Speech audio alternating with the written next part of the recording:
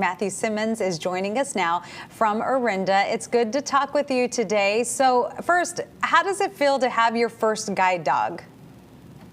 I really like having a guide dog.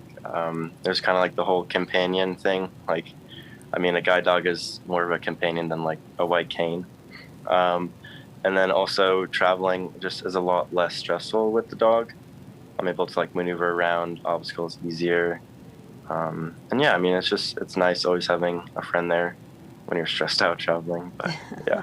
Sure, exactly. I mean, it's not, what does it take to get a guide dog?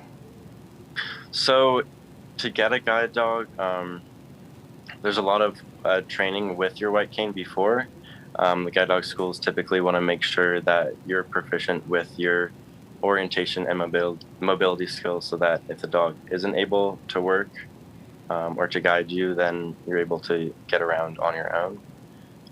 For me, I probably trained with the cane for about 3 years, like multiple times a week with my orientation and mobility instructor in high school. And then I went to a couple of guide dog programs, one in San Francisco and then one at the School for the Blind in Fremont, California. Wow, so training for that for 3 years, that's a long time and a commitment. Oh yeah, for sure. I kind of started out with no mobility skills, because when I decided I want a guide dog, I was around like a freshman in high school, and by that point I had lost pretty much all of my remaining vision. So like learning how to use the cane for all of navigation took about 3 years in total. And it's still like a constant process learning, but yeah. Well, this is exciting. You graduated from high school and now you have college plans. They're big college plans too. Where are you headed?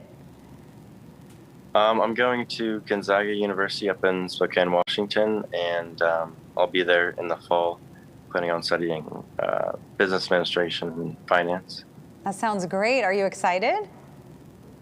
I'm very excited, yeah. And yeah, this year to defer particularly was good, like COVID and everything. And I'm excited to be like in person in the fall. Yeah, that'll be great. So you actually attended the Guide Dog for the Blind summer camp. Tell us about that experience. Yeah, so that was a really good experience. We were able to do training with the dogs, but before that, we trained with this thing called Juno, and it simulates having or being guided by a guide dog. So typically your mobility instructor would hold one end of it. It's like a square. There's like two handles on either end, and then they pretend to be a guide dog, and then you work on all the footwork for the commands. You work on like telling them where to find things and learning like what it is traveling with a guide dog, because traveling with a guide dog is completely different than a cane. Explain that difference. Yeah, so with the cane, it's kind of like you're using different senses. You're with the cane, you're using more of like feeling in front of you. You're feeling like different obstacles and different textures on the ground. But with a guide dog, you lose all that pretty much, but you trade that for efficiency, because the dog is able to navigate around those things, and then you're being pulled. And instead of you finding things with your cane, you teach the dog how to find things, and you teach them specific routes, which is pretty cool. Definitely speeds up the process, and you run into less things for sure. I mean, you definitely have to have a lot of trust in your guide dog.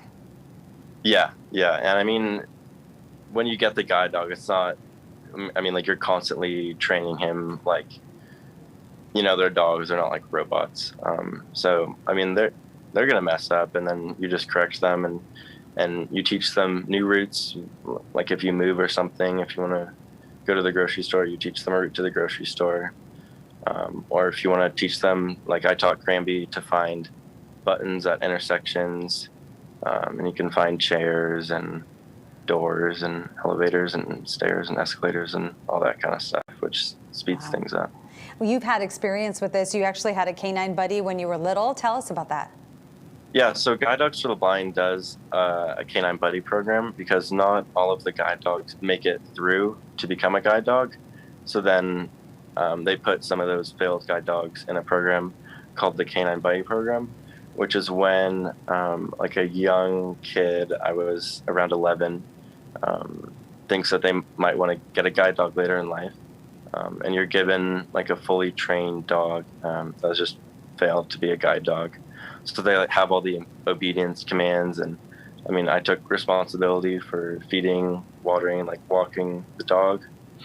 And yeah, and like a lot of the obedience commands transfer over to the commands that the guide dog comes with, and I mean, it was a great experience to learn how to have a dog because I'd never had a dog before then.